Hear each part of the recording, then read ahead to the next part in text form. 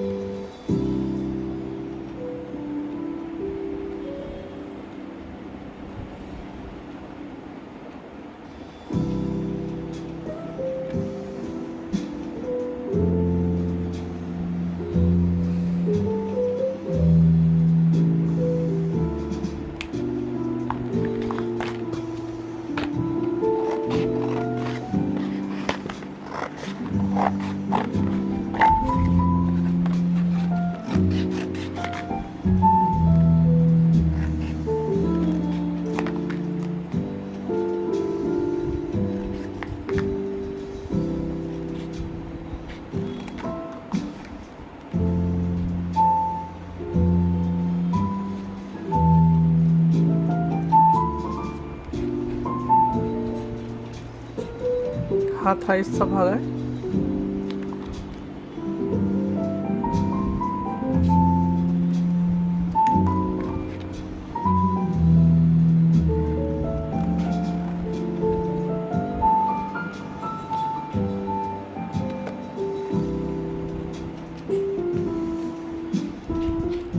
यांचा उपयोग कसा करायचा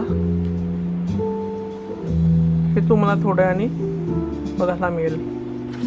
आणि प्रत्येकाने हे स्टेन्सिल तयार करून ठेवावे जेणेकरून तुम्हाला चित्राच्या रेखाटनास सराव करण्यास सोपे जाईल.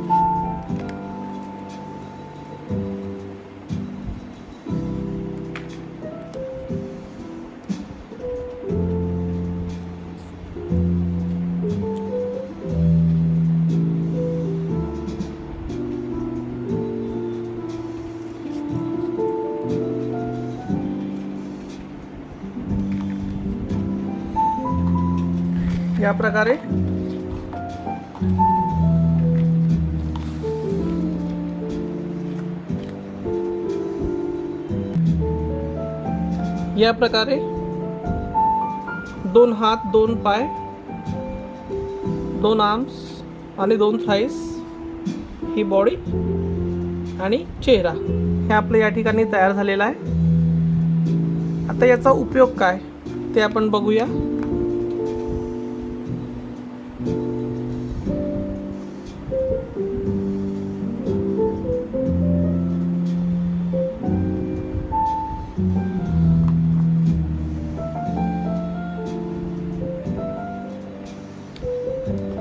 याला स्टेपल कसे करायचे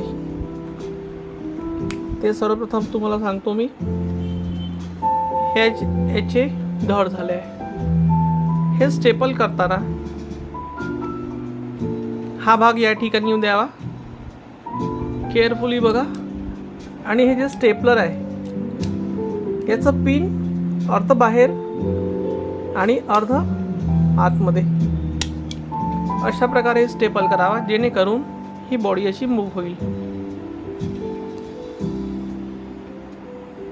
त्यानंतर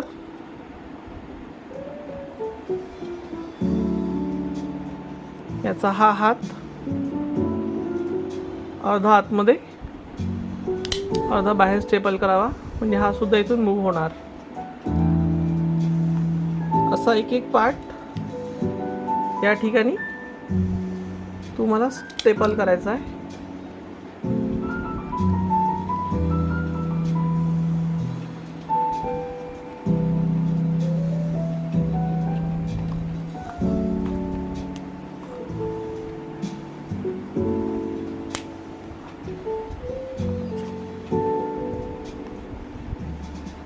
लहान मुलांना बरेचदा चित्र काढायची आवड असते, पण त्यांना हाताचे पायाचे रेखाटन जमत नसल्यामुळे ते पाहिजे तसे चित्र काढू शकत नाही आणि रंगकाम करू शकत नाही. तर त्यांना आउटलाईन करण्यास हे एकदम उपयोगी पडेल.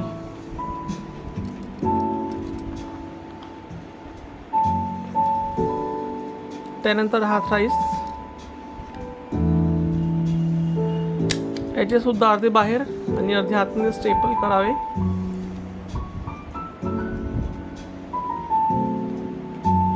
हे एकदम तंतोतंत होणार नाही, पण तरी तुम्हाला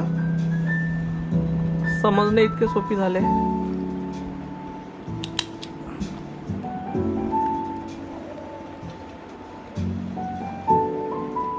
हे आपले स्टेन्सिल बनवून तयार आहे.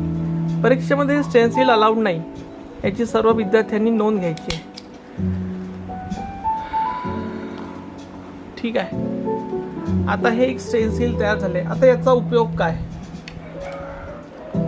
याचा उपयोग म्हणजे जर तुम्हाला एखादे चित्र ड्रॉ करायचे असेल,